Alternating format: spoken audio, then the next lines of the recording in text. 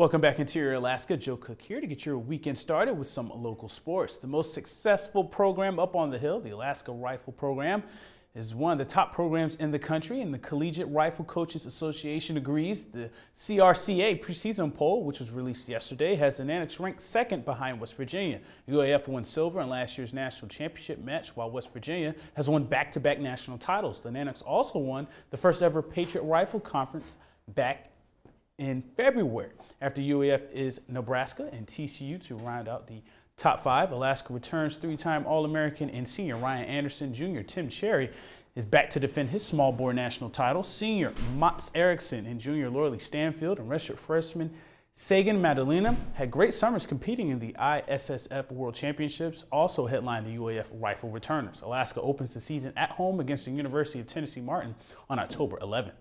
The Alaska volleyball team is not only facing tough opponents, but a tough schedule in their fourth match in 7 days. And Naniks had some bad deja vu, losing to Central Washington last night on the road in straight sets, all by the score of 25-14. Sam Hartoon had 11 kills and 9 digs to lead UAF.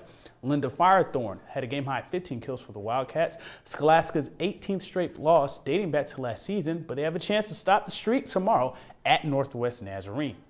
Today was opening day of this year's high school tennis regionals. Local tennis players won the Dan Ramrash Community Tennis Courts this afternoon for quarterfinal action. Girls 1 seed Dana LeMay won 6-0, 6-0 over Monroe's Morgan Withers to advance to the finals and punch her ticket to the state tournament. Lone Isleson player John Rice swept Chance Shachel to advance in the semis and boys singles. And Hutchinson's Anastasia Ante and Ashley Stark won 6-1, 6-1 over West Valley to advance to the semis. And boys doubles, a little upset. 5 seed Brian Eli and Brandon Van Landingham at West Valley won 6-0, 6-3 over 3 seed Monroe. The tennis regionals continue tomorrow for semifinals and the finals at 10 a.m. at the DRCT. There are a couple of games left, but last night was essentially the Interior High School football title game for flag football. Some usual suspects vying for history, Lathrop and West Valley. Both teams split their first 2 meetings and both won by shutouts. The Pack came in with a 5-1 record. Lathrop was 4-2. It was all about defense for both teams after scoreless first half, but the Wolfpack got on the boards with a huge play from Olivia Shellican. She decides to keep it, and she runs 81 yards to the crib for the longest scoring play of the season in flag football, giving West Valley a 6-0 lead.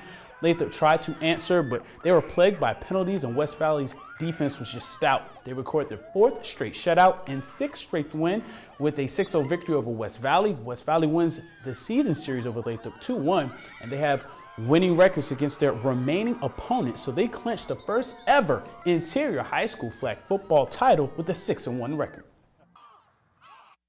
That's what we set out to do, in this first year of flag football in Fairbanks. No one knew how it was going to go. We didn't know if it was going to last the whole season. We didn't know if, how many teams we were going to have. Just so to be the first team to get the title in the Fairbanks area, it's big. You know what I mean? That's history, especially if this flag football gig goes on to, get big in Fairbanks like it is in Anchorage. Like, we'll be known as the first team to win the championship, the West Valley Wolfpack 2014 season. So that's big.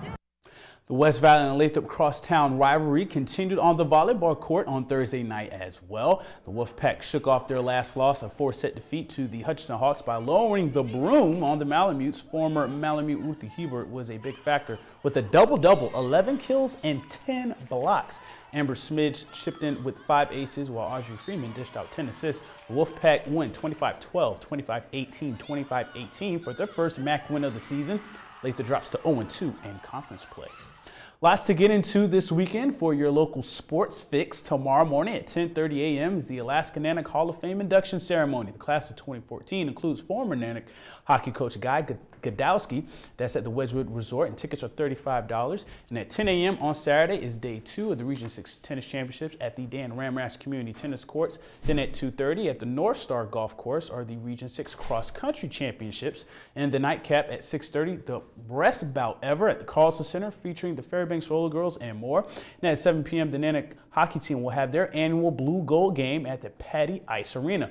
Sunday is the Hay, Bell, and Heath 6K run. That's $20 and starts at 2 p.m. from the Dog Mushers Hall. There will also be a team play basketball clinic tomorrow from 9 to 3 at Ryan Middle School for girls and boys in middle school. The camp is headed by former West Valley basketball coach Steve Kacheri and Chad Roberts.